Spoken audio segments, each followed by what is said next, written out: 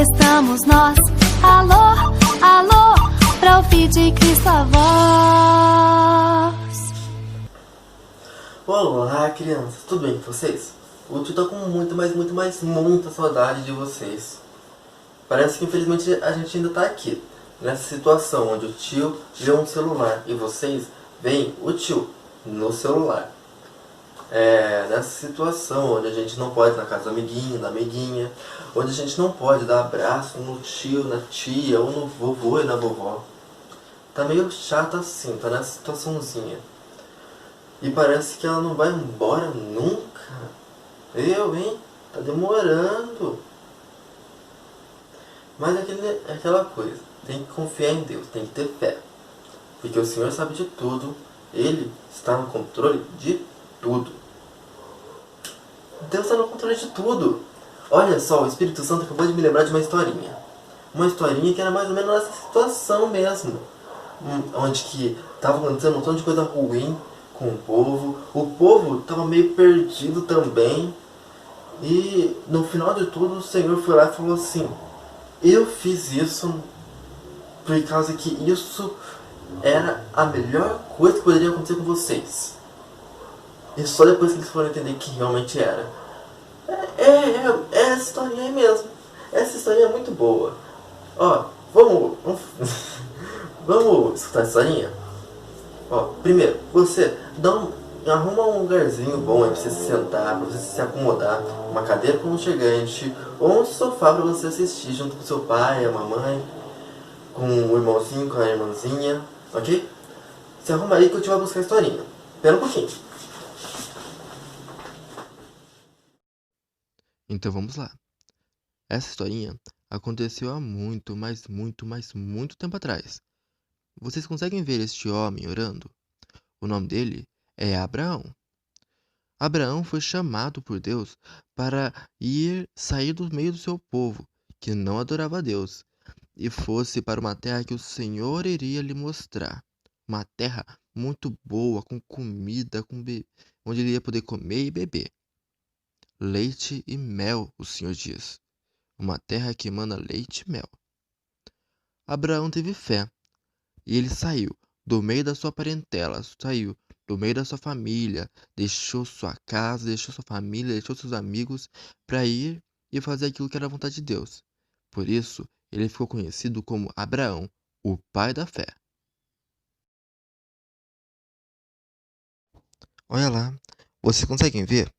Lá no fundo, uma família.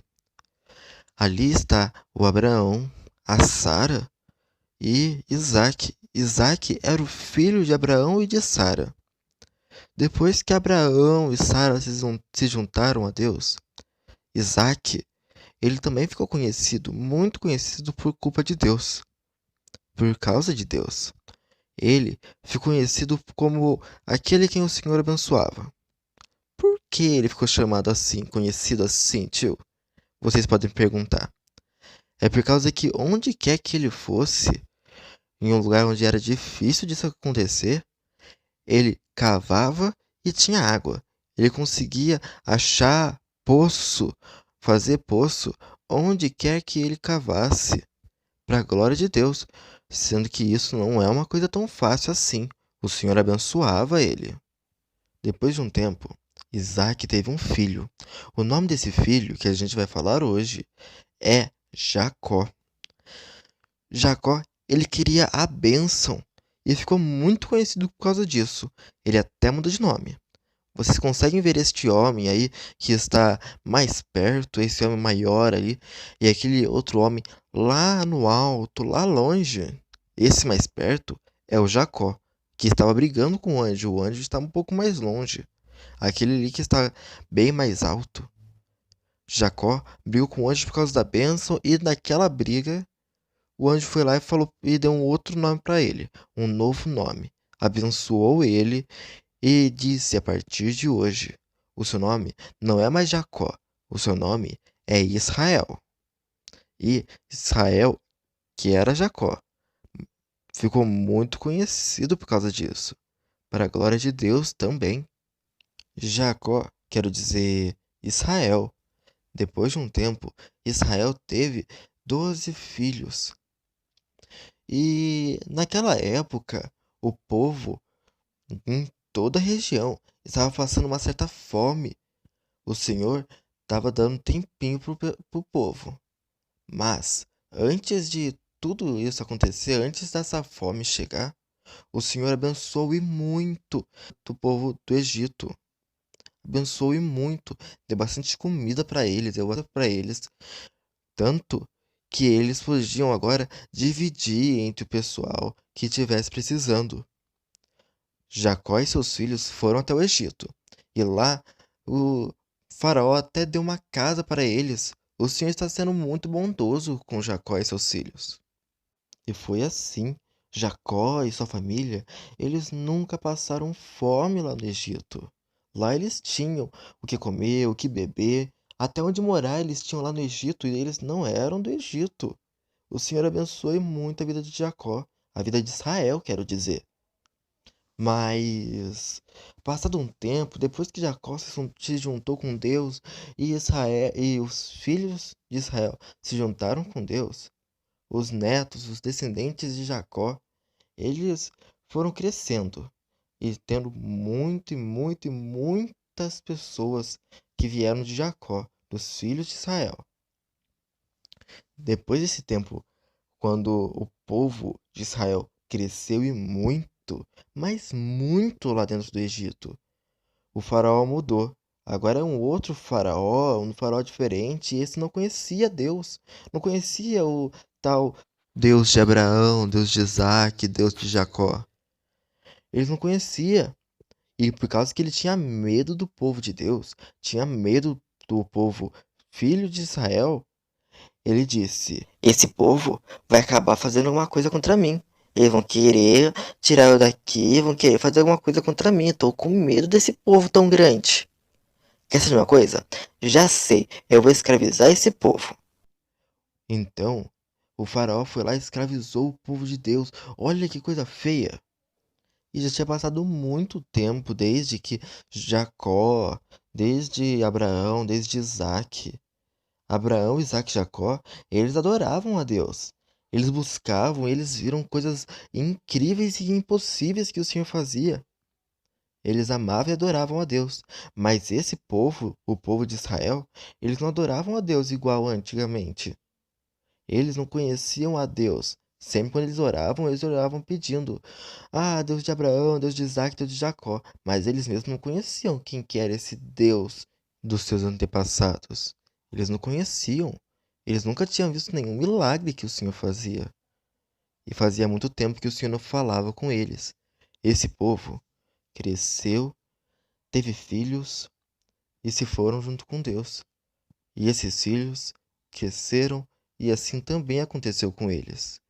E muito tempo se passou. Chegou uma hora que eles foram lá e disseram: A gente não aguenta mais isso. A gente precisa sair daqui. Vamos clamar a Deus, o Deus de Abraão, Deus de Isaac, Deus de Jacó. Então foi assim. Clamaram a Deus dizendo: Deus de Abraão, Deus de Isaac, Deus de Jacó, nos liberte daqui. E Deus, ouvindo o clamor do povo de Israel, disse que ele libertaria o povo de Deus, o povo de Israel. Voltou sua atenção para eles. Então, chamou Moisés, um dos filhos de Israel, pois ele iria usar Moisés para libertar o povo. Assim, ele disse a Moisés: Moisés, este povo já não ouve meu nome há muito tempo, já não vê os meus milagres há muito tempo.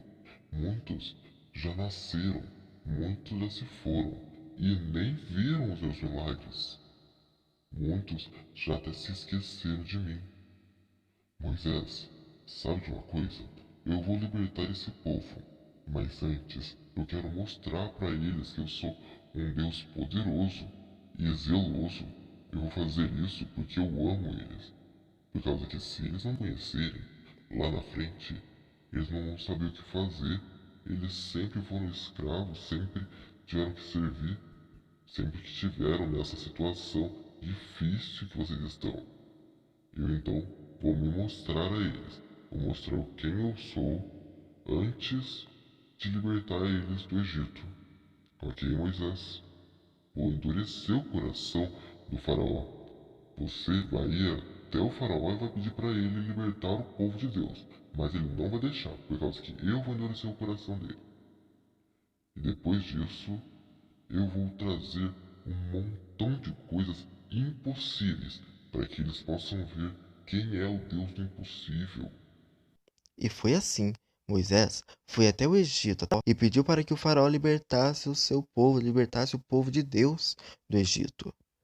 Mas o coração do faraó estava endurecido, e ele disse: Não, eu não vou libertar o povo de Deus do Egito. Eles são meus escravos, vão ficar aqui. E então o Senhor transformou a água em sangue. O faraó ficou com medo e disse para Moisés: Moisés, transforme a água, o sangue em água de volta, que eu libertarei o povo de Deus. Então o Senhor trouxe a água de volta ao normal, mas o faraó voltou atrás, o coração dele estava endurecido e não libertou o povo. E foi assim que aconteceu nas outras vezes. Vieram pragas, um montão, rãs, piolho, moscas, até um montão de animal morreu. Um montão de feridas surgiu na pele das pessoas. Até granizo caiu no Egito. Os gafanhotos entraram e infestaram o Egito. Até teve trevas durante o dia. 3 dias passaram tudo escuro. E quando chegou nessa última praga, na 10ª praga do Egito, o Senhor chamou Moisés para falar com Moisés, o povo já conheceu o que eu faço, eles já viram o que é o impossível acontecer com seus próprios olhos. Não é mais aquele negócio só de, eu já ouvi falar que o Senhor fez, agora não é mais só de ouvir. Eles não apenas ouviam que Deus era impossível, eles viram que Deus era impossível.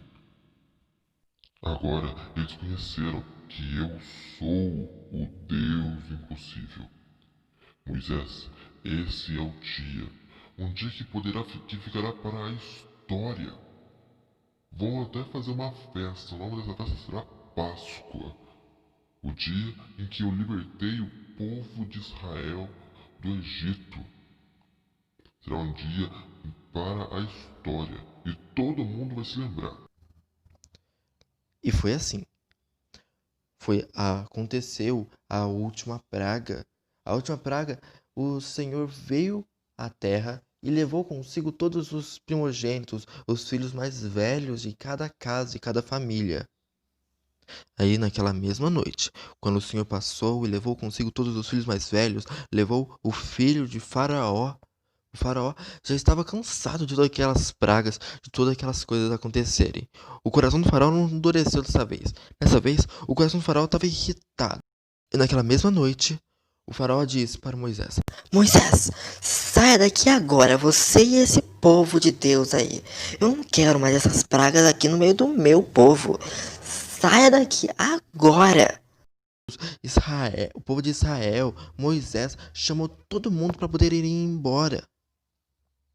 Depois daquela situação, depois de aquelas coisas que aconteceram, todas aquelas pragas, o povo estava todo perdido. Agora, eles estavam sendo libertos e pulavam e pulavam e pulavam de alegria. Saíram correndo naquela mesma noite. De tanta alegria, com tanta alegria, porque eles estavam sendo libertos do Egito. Mas essa história não foi apenas para poder transformar e forjar o coração deles. Aquela história foi para que todo mundo que viesse depois deles se lembrassem de quem que é esse tal Deus, esse Deus impossível, que faz coisas de várias formas. Foi por causa de todas aquelas pragas que aconteceram. Aquele povo, eles seguiram a Deus. O Senhor fez tudo aquilo lá por causa que ele tinha um propósito. Eu vou mostrar para eles quem que é o Deus impossível que eles tanto adoram. Eu vou mostrar quem eu sou. E hoje nós temos na Bíblia. Naquela época eles não tinham a Bíblia para poder ver quem que é o Deus que a gente adora. Mas hoje a gente tem. E a gente pode todo tempo e deve a todo tempo estar ali, lendo a Bíblia, lembrando de quem era Deus, de quem que é o Deus dos céus, os Deus da terra, quem que é que criou o mundo, quem é o Deus que a gente tanto adora, o Deus que a gente tanto serve, quem é Cristo. Foi para que nós conhecêssemos Ele, não somente aquele povo lá no Egito, mas para que a gente hoje também pudesse olhar para trás e dizer: nossa, mesmo que esteja numa situação difícil, mesmo que pareça que, tem uma doença vindo, tem um montão de coisa que está acontecendo, um montão de coisa ruim que está acontecendo. Tudo isso coopera para o bem. Tudo isso é para o propósito de Deus, que é sempre o melhor e mais perfeito de todos. Os planos de Deus são bem mais altos do que os nossos. Eles não sabiam o que estava acontecendo. Mas por que que Deus está fazendo tudo isso? Está trazendo pragas no Egito? Por quê? Hoje a gente sabe. Hoje a gente pode olhar para trás e falar assim: Deus é um Deus que faz coisas impossíveis. Por causa daquilo que aconteceu, hoje eu adoro a Deus. E mesmo que a gente não saiba ler, a gente pode pedir pro papai e pra mamãe para que leia junto com a gente. Foi para isso que o Senhor fez tudo aquilo. Por causa daquilo que aconteceu com o povo de Israel, hoje eu posso olhar na Bíblia e me lembrar quem que é Deus. Por causa que eles não podiam fazer isso, por causa que eles não tinham Bíblia, por causa que eles tinham se esquecido de Deus, que tudo aquilo lá aconteceu. Hoje eu não me esqueço de quem é Deus. Hoje eu sei, eu posso olhar na Bíblia e Ele caminha comigo. O Espírito Santo está com a gente. Entenderam? O Espírito Santo de Deus está com a gente, não precisamos ter medo. O Senhor fez tudo aquilo lá no passado para que o povo de Deus, o povo de Israel, não se esquecesse quem que é Deus. E também para que hoje nós pudéssemos olhar para trás e dizer: olha, eu sei quem é Deus. Deus é aquele que fez coisas impossíveis lá atrás.